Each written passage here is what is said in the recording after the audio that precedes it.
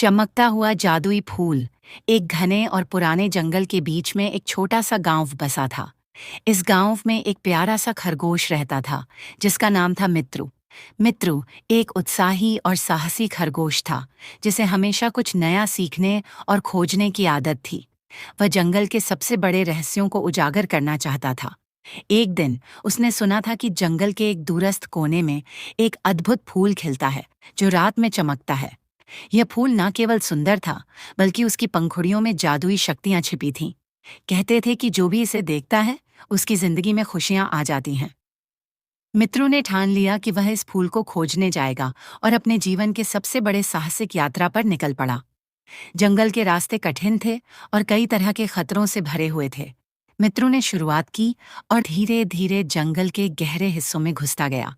जंगल में एक से बढ़कर एक रंग बिरंगे फूल और पेड़ थे, लेकिन उस जादुई फूल का कोई संकेत नहीं था। दिन का समय था, लेकिन मित्रों ने रात को आने वाले वक्त के बारे में सोचा, जब वह फूल अपनी पूरी चमक के साथ सामने आएगा। जंगल के भीतर गहरी घाटियां और विशाल पेड़ थे। एक बार जब मित्रु एक पेड़ के नीचे विश्राम कर रहा था, तब उसने सुनी एक अजीब सी आवाज। यह आवाज एक बत्तख की थी, जो उसके पास आई। तुम क्या खोज रहे हो मित्रु? बत्तख ने पूछा। मैं उस जादुई फूल को ढूंढ रहा हूं जो रात को चमकता है, मित्रु ने उत्तर दिया। सावधान रहो, बत्तख ने चेतावनी दी। उस फूल के पास बहुत शक्तियां हैं, लेकिन वह सिर्फ सच्चे दिल वाले को ही दिखाई देता है।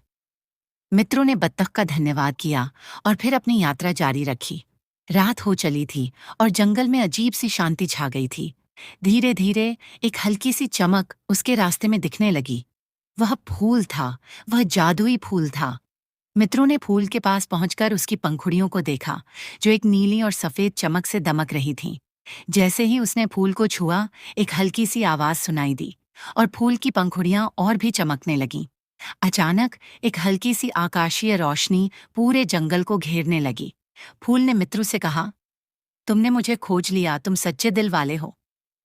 फूल ने मित्रु से पूछा, क्या तुम अपनी इच्छाएं पूरी करना चाहते हो? मित्रों ने सोचा और जवाब दिया, मैं चाहता हूं कि जंगल के सभी जीव खुश रहें और यहाँ हर कोई एक दूसरे की मदद करे। फूल मुस्कुराया और अपनी जादुई शक्ति का उपयोग करके पूरे जंगल को खुशहाल बना दिया। पेड़, पशु, पक्षी सभी को अपनी शक्ति से समृद्ध किया।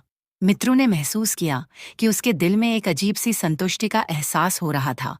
उसने जो चाहा था, वह पूरी हो गई थी। मित्रों ने जंगल में एक नई खुशहाली देखी। अब हर जगह खुशी और प्यार था और सब एक दूसरे के साथ मिलकर रहते थे। मित्रों ने यह समझा कि सच्ची जादू की शक्ति सिर्फ एक व्यक्ति के दिल में होती है और उसकी इच्छाएं तभी पूरी होती हैं जब वह दूसरों की भलाई के लिए काम करता है। मित्रों ने उस जादुई फूल को धन्यवाद दिया और वादा किया कि वह हमेशा सबकी मदद करेगा।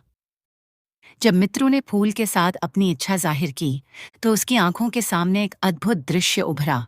फूल की पंखुड़ियां चमकने लगीं और अचानक एक हल्की सी रोशनी जंगल के सभी पेड़ों, झाड़ियों और मैदानों में फैलने लगी। यह रोशनी जंगल के प्रत्येक जीव में ऊर्जा भरने लगी।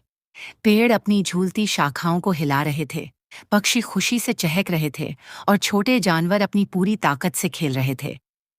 फूल ने अपनी जादुई शक्ति से जंगल के प्रत्येक प्राणी को खुश किया था, लेकिन यह सिर्फ शारीरिक खुशी नहीं थी।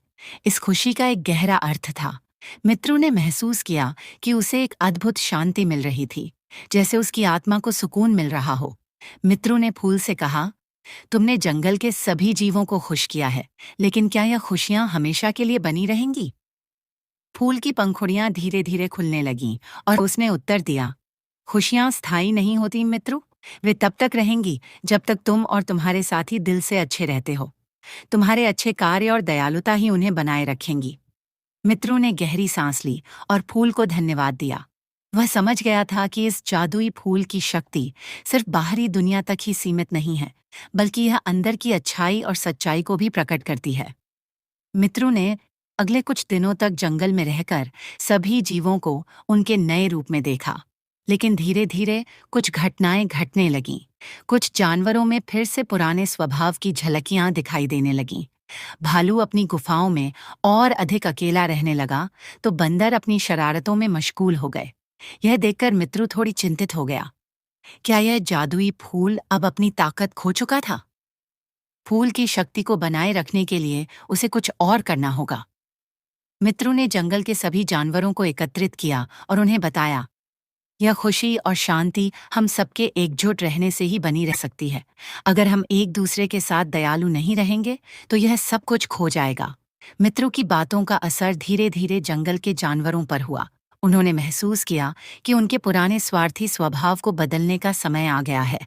भालू ने अपने गुफा में रहने के बजाय अन्य जानवरों से मिलकर समय बिताना शुरू किया, और बंदरों ने अपनी शरारतों को छोड़कर अधिक सहयोगी व्यवहार अपनाया। सभी ने एक दूसरे की मदद करना शुरू किया और जंगल में फिर से एक नई खुशहाली लौट आई। कुछ समय बाद मित्रों ने देखा कि जंगल में फिर से एक शांतिपूर्ण वातावरण बन गया था।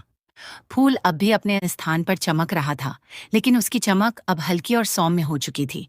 यह दर्शाता था कि जंगल के जीवों ने अपनी अच्छाई को फिर से अपनाया था और खुशियां अब हर कोने में बिखरी हुई थीं। एक सुबह जब सूरज की किरणें जंगल में फैलने लगीं, मित्रू फूल के पास बैठा था और सोच रहा था कि क्या उसे इस अद्भुत यात्रा से कोई और सबक मिला है। उसने महसूस किया कि जादू केवल बाहरी शक्तियों से नहीं आता, बल्कि यह हमारे भीतर की अच्छाई और सच्चाई में छिपा होता है। जब हम दिल से अच्छे होते हैं, तो हमारे जीवन में भी अच्छाई आती है। मित्रों ने अपने दोस्तों, जानवरों और पक्षियों को एक बार फिर से एकत्रित किया और उनसे कहा, हमारे भीतर की जादुई शक्ति हमें खुशियां देती है। इस शक्ति को हमें दूसरों के साथ बांटना चाहिए, ताकि हमारे जंगल में हमेशा प्यार और समझ बनी रहे। जंगल में फिर से हर जगह हरियाली और शांति छा गई। मित्रों ने देखा कि वह अकेला नहीं था, बल्कि अब सभी जंगल वाले एक दूसरे की मदद करने के लिए तैयार थे।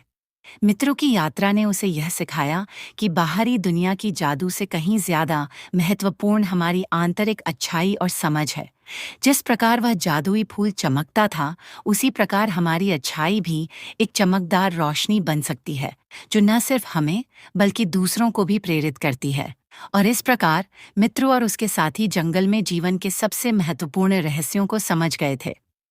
कहानी यहीं खत्म होती है, लेकिन मित्रों का संदेश हमेशा जंगल में गूंजता रहेगा। सच्ची शक्ति दिल की अच्छाई में है।